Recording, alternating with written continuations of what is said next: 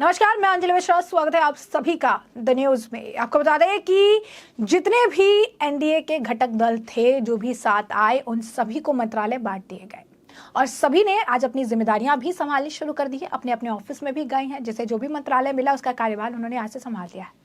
प्रधानमंत्री नरेंद्र मोदी ने कहा भी है 100 दिन का रोड मैप जो है, प्लान जो है तैयार करके बताइए मुझे। 4 दिन तक कोई अपने ऑफिस से नहीं निकलेगा। और ऐसे में विपक्ष ने इसके बाद जो है पूरी तरीके से अटेंशन खींचने का प्रयास किया और अब घटक दलों को जो है भड़काने के लिए अलग अलग तरह की बयानबाजियां शुरू कर दी। विपक्ष जो खुद तो सत्ता पे काबिज नहीं हो पाया, लेकिन एनडीए के सत्ता में काबिज होने से इस कदर बौखला गया है कि अब उनके ऊपर निशाना साध रहा है और विपक्षी जो आप कह सकते हैं दल एक साथ एक के बाद एक बयानबाजी करके पूरी तरीके से अब भड़काने का प्रयास कर रहे हैं और कह रहे हैं कि जो साथ में आए थे लोग, यानी चंद्रबाबू नायडू, नीतीश कुमार, टीडीपी वगैरह जो भी साथ में आए थे, इन्हें तो कुछ भी नहीं बल्कि इन्हें तो झुंझुना पकड़ा दिया गया है। जी हाँ, बिल्कुल सही सुना आपने। एक एक करके मैं आपको बताते हैं किस तरीके से विपक्ष के रिएक्शंस जो है आ रहे हैं। विपक्ष के रिएक्शन के ऊपर क्या अलग रिएक्शन आ रहा है उसके बारे में आपको बताते हैं। आम आदमी पार्टी के नेता संजय सिंह लिखते हैं, न गृह, न रक्षा, न वित्त, न विदेश, न वाणिज्य, न सड़क, न रेल, न शिक्षा, न स्वास्थ्य, न कृषि, न जल शक्ति, न पेट्रोलियम, न दूर संचार। एनडीए के घटक दलों के हिस्से में आया सिर्फ झुंझुना मंत्रालय। उन्होंने कहा कि बहुत बेइज्जती है। उसके बाद आपको बता दें संजय राउत भी कुछ कह रहे हैं, जरा सुनिए। राय करते हुए कहा है कि अगर आपने मुझे भटकती आत्मा कहा था तो भटकती आत्मा कभी किसी का पीछा नहीं छोड़ती, आपका पीछा नहीं। सच है, ये जो सरकार है, महाराष्ट्र की हो या केंद्र की, खास करके आप भटकती आत्मा की बात महाराष्ट्र के चुनाव में बहुत चल रही थी। पवार साहब भटकती आत्मा है, तो उसको उद्धव ठाकरे साहब ने भी जवाब दिया था। ये अब केंद्र सरकार में जो अतृप्त आत्माएं हैं,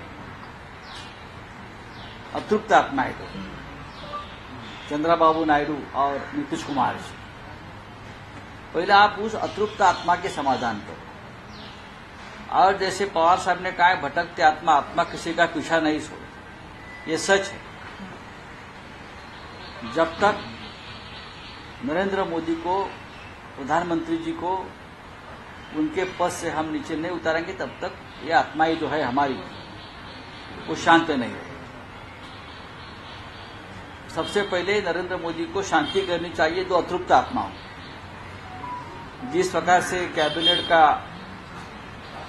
चयन हुआ है और पोर्टफोलियो का डिस्ट्रीब्यूशन किया है, लगता है सभी आत्माएं अतृप्त हैं, खास करके एनडीए के उनके सहयोगी। महाराष्ट्र में तो हमारी सबकी आत्मा अतृप्त ही है।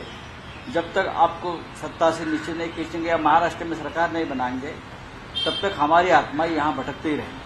जैसा कि संजय राउत की बात आपने सुने, ने कहा कि जो दल है जो उनके साथ शामिल हुए, उनकी आत्मा भटक रही है, उनकी आत्मा संतुष्ट नहीं है जो उन्हें मिला है। हमारी आत्मा महाराष्ट्र में तब तक भटकती रहेगी जब तक कि हमें हमारे हक की चीजें नहीं मिल जाती है।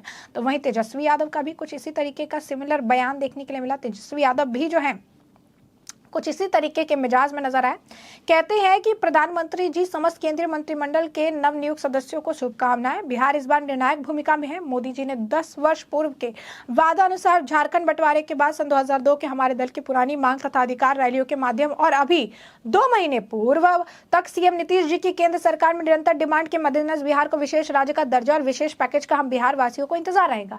वैसे मंत्रिमंडल बंटवारे में तो बिहार को झुंझुना थमा दिया गया। हम बिहार वासी जानते हैं कि बिहार की तरक्की के बगैर देश तरक्की नहीं कर सकता। तो यहाँ पर देखिए लगातार जो है कहा जा रहा है झुंझुना थमा दिया गया है।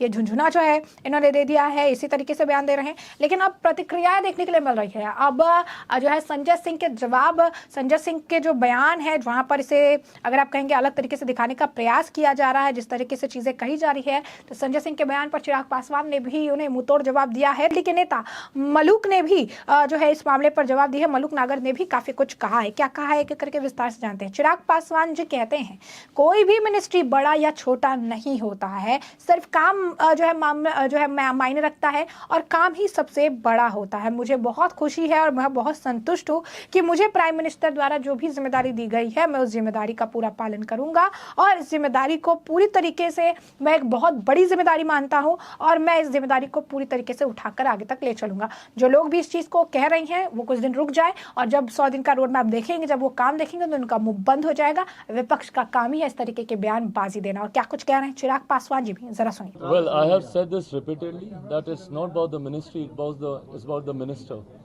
It's never about a government, it's about the person who's leading it. It's never about an alliance, it's about the person who's leading it. It's always about the Netritva Karta, the person who's leading the thing. I have given example of my father.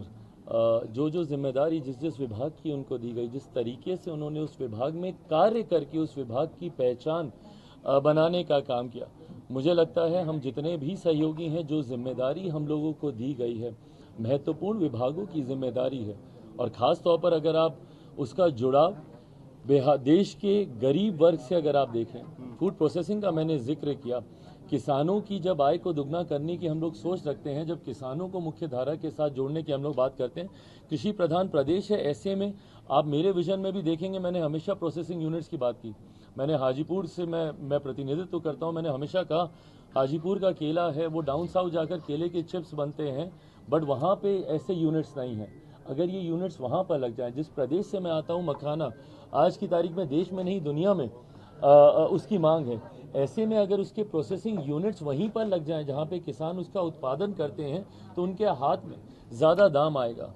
जितने भी सहयोगी हैं, जिस मंत्रालय की जिम्मेदारी दी गई है, पूर्व मुख्यमंत्री आदरणीय जीतन राम मांझी जी को जिस तरीके से एमएसएमई की जिम्मेदारी दी गई है, ये कहीं ना कहीं देश की रीढ़ है। ये एक ऐसा सेक्टर है जिसको मजबूती है। कोरोना काल में भी अगर आप देखेंगे सबसे ज़्यादा बल अगर प्रधानमंत्री जी ने किसी को दिया था तो वो एमएसएमई सेक्टर को दिया गया था, पंचायती राज है। तो मुझे लगता है जितने भी सहयोगियों को जो जिम्मेदारी दी गई है वो समाज के उस वर्ग को दी गई है जिसकी हैंड होल्डिंग करने की जरूरत है। Because they want to downsize, they want to show that the importance not being given, the prime minister is not taking care of their allies. This is what they wish. अपनी ख्वाहिशों को पूरा करने के लिए इस तरीके के बयानबाजी विपक्ष करता आया है। मुझे लगता है आने वाले दिनों में जब इन मंत्रालयों के कार्य वो देखेंगे, अपने आप उनको समझ में आएगी कि कितनी महत्वपूर्ण जिम्मेदारी है। जैसा मैंने कहा कि जो लोग ये कहते हैं शायद वो लोग नेतृत्व क्षमता नहीं रखते।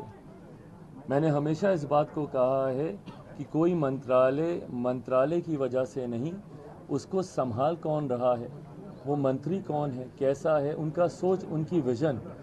कोई सरकार भी चलती है, कोई देश भी चलता है तो नेतृत्वकर्ता की एक बड़ी जिम्मेदारी होती है। जो लोग ये बातें करते हैं वो कहीं ना कहीं अपने दिल को तसल्ली देने की सोच रखते हैं। ऐसे में एनडीए गठबंधन के तमाम सहयोगियों को जो भी जिम्मेदारी दी गई है, मुझे लगता है उसको पूरी ईमानदारी से निभाकर अपने विभाग की उपलब्धियां जब जनता के सामने हम लोगों के द्वारा रखी जाएंगी तो जो इस उम्मीद के साथ तंज कसने का प्रयास कर रहे हैं उनको अपने आप जवाब मिलेगा। सर, जीतन राम मांझी को लेकर भी विपक्ष कह रहा है कि राम को काल्पनिक कहते थे और अब अलायंस में लाकर उनको कैबिनेट मिनिस्ट्री दी गई है। जैसा मैंने कहा कि ये सहयोगियों के समावेश की सोच के साथ आगे बढ़ने का प्रयास मेरे प्रधानमंत्री जी के द्वारा किया गया है। विपक्ष अपने दिल को खुश रखने के लिए तमाम बातें कर तसल्ली अपने आप को दे सकता है, बट हाँ, प्रधानमंत्री जी के द्वारा जो जिम्मेदारी दी गई है और ये जिम्मेदारियां दल के आधार पर नहीं होती, व्यक्ति के आधार पर होती हैं। कौन सा व्यक्ति कितना अनुभवी है, किसके पास किस मंत्रालय को आगे लेकर जाने की सोच है, इस उद्देश्य के साथ ये जिम्मेदारियां दी जाती हैं। मेरे पूर्व मुख्यमंत्री के पास एक अपना अनुभव है और जैसा मैंने कहा कि एक बड़े विभाग की जिम्मेदारी भी उनको दी गई है। विपक्ष ये आरोप प्रत्यारोप करता रहे, हम लोग सिर्फ काम पर अपना ध्यान केंद्रित करेंगे। ना सिर्फ अगले 100 दिनों की जिम्मेदारी हम लोग के ऊपर है, 5 साल की जिम्मेदारी हम लोग के ऊपर है, बल्कि 2047 तक विकसित देश बनाने को लेकर भी हम लोग उस लक्ष्य के साथ आगे बढ़ रहे हैं।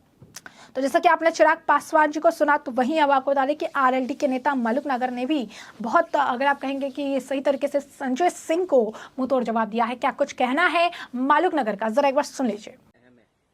देखिए, वाकई में सच में आप ठीक कह रहे हैं, मंत्रालय बहुत अहम है। स्किल डेवलपमेंट, और जो पूरे देश में 80% किसान हैं, उनके जो नौजवान हैं, जो पढ़ लिख करके वो कैसे नौकरी लेनी है, कैसे जाकर के बात करनी है, कैसे चीजें अगर कहीं मौका मिलता है तो कैसे बिहेव करना है, तो पर्सनैलिटी को पूरा डेवलप्ड करना, स्किल डेवलपमेंट, जो एक नौजवान में क्षमताएं हैं उनको निखार के कैसे बाहर लाना है, पूरे देश स्तर पे इस काम को करके पूरे देश के नौजवानों को तैयार करना, जिससे आने वाले समय में हमारा देश का नौजवान परफेक्ट तैयार हो। और नौजवान तैयार हो गया परफेक्ट तो 66.70% नौजवान हमारे देश में है, तो पूरा देश एकदम तैयार हो जाएगा और देश तरक्की करेगा, देश की इकोनॉमी बढ़ेगी, बाहर के लोग यहाँ पैसा लेके आएंगे तो खुशहाली की तरफ जाएगा। और चौधरी चरण सिंह जी या चौधरी अजीत सिंह की तरह चौधरी जैन जी एक शुरुआत कर रहे हैं अपनी पारी की, देश के नौजवानों को संभालने की, देश के नौजवानों को ट्रेंड करके, प्रशिक्षित करके और उनकी पूरी जो स्किल डेवलपमेंट है इस लायक करना, ताकि वो देश के लिए काम कर सकें। तो ये बहुत ही एक अच्छी बात है। अगर कोई व्यक्ति बढ़िया काम कर रहा है और उसके कुछ काम जो पाइपलाइन में दे रखे हैं, जो मोदी जी की सोच है कि हमेशा आगे की सालों तक का सोच करके एक रोड मैप तैयार करना, तो अगर वो अच्छा काम कर रहे हैं, उन्होंने रोड मैप तैयार कर रखा है, तो तेजी से काम होगा। इसलिए जिनको पहले मंत्रालय दिए ये भी बहुत अच्छी बात है। और बाकी पूरा देश में जो बाकी मंत्रालय दिए तो छांट करके जिनमें प्रतिभाएं मोदी जी ने देखी हैं, जो क्षमताएं देखी हैं, जिनकी छवि देखी है, और उनको मंत्रालय जो दिए में बहुत ही अच्छा काम करेंगे आने वाले समय में और देश तरक्की करेगा। विपक्ष की अगर हम बात करते हैं, संजय सिंह ने एक कटते हुए कहा है कि जेडीयू और जो चंद्रबाबू नायडू की पार्टी है उनके लिए कहा है कि झुंझुनू मंत्रालय उनको दे दिए गए हैं, एक व्यंग्यात्मक तौर पर कहा है। आप कैसे देखते हैं? ये सो कॉल्ड इंडिया गठबंधन के सभी लोग अपने गिरेबान में झांकें, अपने आप आपस में तालमेल ठीक बैठाएं, जो केस पेश चल रहे हैं उनमें जमानत और अपने केसों को देखें, हमारे अंदर झांकने की कोशिश ना करें। चंद्रबाबू नायडू जब साउथ इंडिया मोदी जाते हैं तो अपनी कुर्सी बड़ी उनको देते हैं, बढ़ा के कितनी इज्जत देते हैं, उनकी केमिस्ट्री दिखती है। जब पटना में जाते हैं तो नीतीश जी उनको किस तरह इज्जत देते हैं वो सब दिख रहा है। ये खिस्सानी बिल्ली खंबा नौचे, इन्हें कुछ मिला नहीं, इनकी सब चीजें झूठ सिद्ध हुई, जो ये दावे करते थे उनकी सब हवा निकल गई, इसलिए कुछ का कुछ बोल रहे हैं, इसकी तरफ ध्यान नहीं देना चाहिए। कि मुझे जो भटकती आत्मा अगर कोई खुद अपने आप को कह रहा है तो इस बारे में ज्यादा कहने की अब कोई जरूरत रह नहीं गई है। भटकती आत्मा तो भटकती आत्मा। जैसे कि आपने सुना, मलुक नगर जी कहते हैं कि विपक्ष पहले अपने गिरेबान में झांक कर देखे, संजय सिंह अपने गिरबान में झांक कर देखे, क्योंकि पहले जो इनके जेल वेल का जो खेल है, जो जमानतें इन्हें मिलनी है, जो बेल इन्हें मिलना है, पहले उसके बारे में देखे। आरएलडी को जो जिम्मेदारियां मिली हैं, आरएलडी उससे खुश है, आरएलडी इस पर काम करेगी। जैन चौधरी को जिम्मेदारी मिली है, वो अब उस पर जो है काम करेंगे, उस मंत्रालय पर जो है वो ध्यान देंगे। विपक्ष का काम है बोलने के लिए। उन्होंने कहा कि खिसियाई बिल्ली खंबा नोचे वाला हाल जो है विपक्ष का हो चुका है, और इसी वजह से इस तरीके से जो है ये बयान देते रहते हैं, इसी वजह से इस तरीके की चीजें जो है ये कहते रहते हैं, और ये इनका स्वभाव जो है लोगों के सामने आ चुका है। लोग समझ चुके हैं कि क्या इनकी स्थिति है और किस तरीके से जो है ये काम करते हैं। तो कहीं ना कहीं अगर आप देखेंगे तो पूरी तरीके से जो स्थिति है वो देखने के लिए मिल रही है, जहां पर विपक्ष पूरी तरीके से बौखलाया हुआ है, बुरी तरीके से बौखलाया हुआ है। और विपक्ष की ऐसे मानना है, विपक्ष ऐसा अगर आप कहेंगे कि एक तरह से विपक्ष का जो एटीट्यूड है वो कुछ इस कदर हो चुका है कि हमारे पास तो अब ऑप्शन है नहीं, हमारे पास तो अब कुछ करने के लिए रहा नहीं है, तो जो इनके साथ वाले हैं उन्हें भड़काने का काम जो है किया जाए। उन्हें भड़काने का जो जिम्मेदारी है इन्होंने ले रखी है और उसे ही भड़काने के लिए लगातार ये बयान दे रहे हैं। लेकिन क्या इन बयानों का कोई असर होगा भी? क्या इन बयानों से कोई फर्क भी पड़ेगा? क्योंकि ऐसा बिल्कुल भी लगता नहीं है कि इन बयानों का कोई भी असर जो है वो देखने के लिए मिल रहा है। उल्टा उनको जो जवाब है वो दिया जा रहा है, चाहे वो चिराग पासवान द्वारा हो या फिर आरएलडी के आप कह सकते नेता मलुक नगर द्वारा हो। तो ऐसे में हमने आपको जो पूरा मामला है ये बड़े विस्तार से बताया कि पूरा मामला क्या है, किस तरीके की बयानबाजी विपक्ष द्वारा कही जा रही है, और जो बीजेपी के घटक दल है, एनडीए के घटक दल है, उन्हें भड़काने का प्रयास किया जा रहा है, लेकिन उनके प्रयास सफल होते नजर नहीं आ रहे हैं। इस मामले पर आपकी जो राय हो कमेंट सेक्शन में कमेंट करके जरूर से जरूर साझा करिए। धन्यवाद।